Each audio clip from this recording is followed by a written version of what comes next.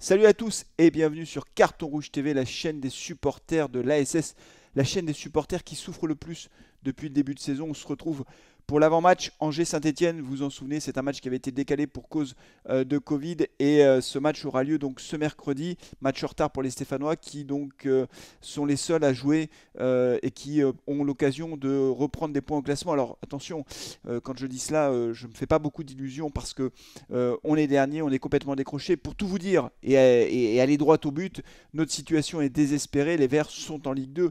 On a 12 points, les autres ont déjà 17 points, 19 points.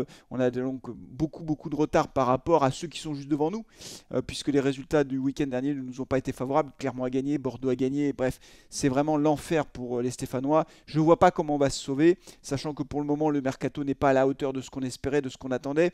On va affronter une équipe d'Angers qui, ma foi, fait un championnat assez tranquille. Ils sont 12e au classement, vous voyez, ils sont dans le ventre mou du classement. 28 buts encaissés, 28 buts marqués. Nous, on a encaissé 43 buts.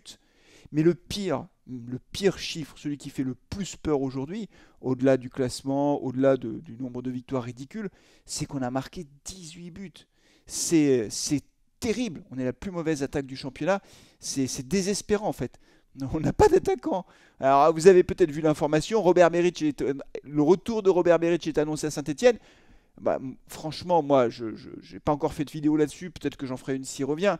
Mais pour moi, ce serait une super nouvelle, même si aujourd'hui il a bientôt 31 ans et que donc du coup, c'est plus forcément le même joueur que nous avions quand il était à Saint-Etienne. Mais on n'a pas d'attaquant.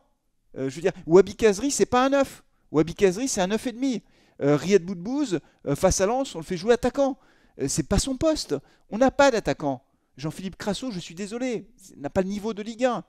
Quand on pense qu'on misait sur Charlaby en attaque. Donc on n'a pas d'attaque, on arrive à la fin du mercato, alors on a recruté Tube, il y a Sako, mais enfin ce sont des joueurs qui pour l'instant, je trouvais la rentrée de Sako bonne face à Lyon, mais globalement on a un problème en attaque, et on apprend que Robert Beric, qui a priori est prêt à revenir, on va attendre la fin du mercato pour le faire signer, mais qu'est-ce qu'on attend? Je ne comprends pas ça. Je ne comprends pas pourquoi les dirigeants stéphanoises attendent, je ne sais pas ce qu'ils attendent. C'est l'urgence là, chaque match compte. On l'avait dit avec les copains de Carton Rouge TV, on avait dit une des clés, la clé c'est un bon mercato. Mais c'est un bon mercato dès début janvier.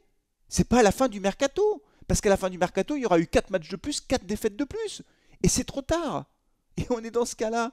Enfin, c'est moi, les bras m'en tombent, les amis. Les bras m'en tombent. Et voilà. Et donc, la situation est désespérée. Nous sommes en Ligue 2. Faut pas se raconter l'histoire. On va arrêter de tourner autour du pot. Il reste 15 matchs. Il reste 17 matchs. Il reste 30 points à prendre, 40 points à prendre. Mais enfin, c'est cuit. C'est cuit de chez cuit. Alors, on va me dire, tant que mathématiquement, c'est pas fait. Ouais, c'est vrai. Tant que mathématiquement, c'est pas fait. Mais il faudrait qu'on gagne tous les matchs, en gros. Donc, c'est strictement impossible. Alors, déjà, essayons de gagner celui de mercredi face à Angers. Encore une fois, c'est une équipe qui a traversé une mauvaise passe. Là, il reste sur une victoire face à 3-2-1, mais 2 buts sur penalty. Donc, ils sont pas bien en forme, les Angevins, pour l'instant. Ils sont peut-être prenables. Encore faut-il qu'on montre autre chose que ce que nous avons montré face à Lyon. Une équipe stéphanoise qui a été très faible, une première mi-temps calamiteuse, une deuxième mi-temps pauvre techniquement. On ne s'est pas créé l'occasion. C'était moins pire que la première, si je puis dire. Hein. Je mets des guillemets à moins pire, mais globalement, c'était pas bon. Et puis, j'ai trouvé un manque d'envie dans l'impact physique. Enfin, ça allait pas, quoi. Donc, voilà, si les Verts veulent gagner, il faut qu'ils montrent un autre état d'esprit à Angers, sinon on n'y arrivera pas. Alors voilà, bon, parmi les retours attendus dans le groupe de Pascal Duprat, on note le retour de Riyad Boudbouz, bonne nouvelle bien sûr, puisqu'il était absent face à Lyon, vous le savez, et puis aussi le retour de Denis Bouanga qui a perdu en Coupe d'Afrique, qui a été éliminé par le Burkina Faso, les étalons du Burkina Faso, c'est comme ça, vous savez, il y a les lions indomptables par exemple du Cameroun, et puis il y a les étalons du Burkina, il y a les éléphants de Côte d'Ivoire, souvent les équipes africaines prennent des noms d'animaux, et donc là ce sont les étalons du Burkina, c'est une équipe que j'ai soutenue pendant des années, et j'ai toujours un faible pour cette équipe, puisque vous le savez ou vous le savez pas, mais j'ai habité 4 ans au Burkina Faso, donc j'allais au stade du 4 août soutenir l'équipe du Burkina, donc désolé Denis Bouanga, mais j'étais pour les Burkinabés, ils se sont qualifiés à l'issue d'une séance de tir au but interminable, mais du coup Denis Bouanga peut rentrer à Saint-Etienne, il est rentré à Saint-Etienne et il sera dans le groupe. Alors je ne pense pas qu'il commence le match parce que ça fait un peu court quand même pour son retour et sa récupération, mais en tout cas il est dans le groupe et peut-être qu'en fin de match il pourra apporter sa vitesse et sa technique s'il rentre en cours de match. On verra quelle sera la composition de Pascal Duprat. Pour l'instant il a opté pour des 5 4-1, hein, c'est-à-dire qu'il avait opté pour ce schéma-là face à Lens, face à Lyon également. Est-ce qu'il sera dans la même logique? Je pense que oui, même si, très honnêtement, si on veut marquer des buts, il va falloir qu'on change de schéma tactique, quoi, parce que là, on va pas marquer de buts.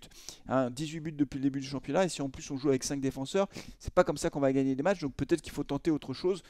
Je ne sais pas, on verra. Ce qui est sûr, c'est que c'est même plus l'état d'urgence aujourd'hui, c'est que la maison a brûlé aux trois quarts, il n'y a plus rien, c'est quasiment un champ de ruines du côté de la maison stéphanoise. Voilà, le peu qui reste, bah, on va essayer de capitaliser dessus. On sera bien sûr en direct pour suivre ce match dès demain soir, en espérant autre chose que le triste spectacle que nous avons eu à Lyon, avec un Colo qui, s'il te plaît, alors si, j'espère qu'il ne sera pas titulaire, mais bon, je ne suis pas sûr qu'il y ait beaucoup d'alternatives, puisque Moukoudi n'est pas rentré, mais il ne faut plus faire ce genre de choses. Je l'ai encore en travers de la gorge, cette bêtise invraisemblable de Colo face à Lyon. On n'a pas le droit, dans la situation où on est, de faire des fautes comme ça, c'est inacceptable.